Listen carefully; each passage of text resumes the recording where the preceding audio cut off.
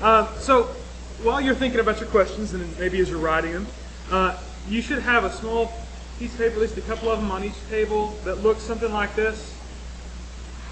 This, I think, is something I've found online that I've used before and thought maybe would be helpful to us as we think about what sort of things do we want to ask about, or how important are the things we're asking about. Because not every question, there's no, they say there's no stupid questions, but there are important questions. And so this is maybe a guide to help you think about, okay, so what level, how important is it that I understand exactly what this is, okay?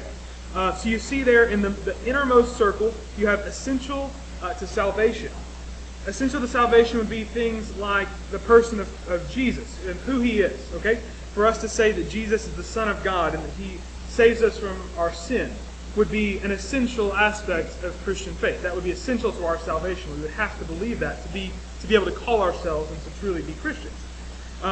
Outside of that, then you have essential to orthodoxy, the second circle here.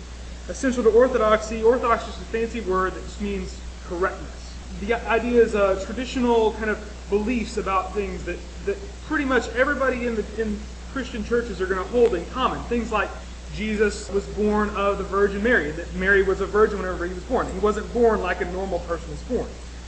Outside of that, then you have the next circle of things that are important but maybe not essential to salvation or not essential to orthodoxy.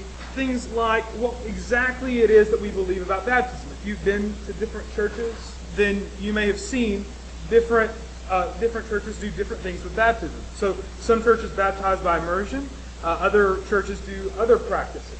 Now within those churches, people are going to hold these things to kind of fluid categories. But so some churches are going to hold that is essential to salvation. Other people are going to say, well, maybe there's a little debate about that. The point is that within Christianity, among people who are still genuinely Christian people, there's some disagreement about that. Then the next circle out are things that are not important. Things that are not essential to our salvation, not essential to what our faith is. One example of that could be whether your church practices or whether you go to the service that is a traditional worship service, kind of hymns and organ and choir, or whether you go to a church or you go to the service that has more of a band kind of setup. They play that devil music? See, okay. Again, fluid categories, right? But these are things, generally speaking, they're not really all that important. It's really, what's more important is the words that we sing and what it is that we're communicating when we do that. And then, if you have no instruments at all, there's a good point. So what if your church Christ? Well, there you go. And that certainly is there. And then finally, that outermost circle is pure speculation. Okay, this is where one of my students' favorite questions comes from. Did Adam and Eve have a belly button? It really doesn't matter, and all we can say about that is us just making a blind guess, because there's nothing in the Bible that tells us one way or the other, and nobody was there to record what's said. VeggieTales were. Okay, VeggieTales have the truth. But there we go.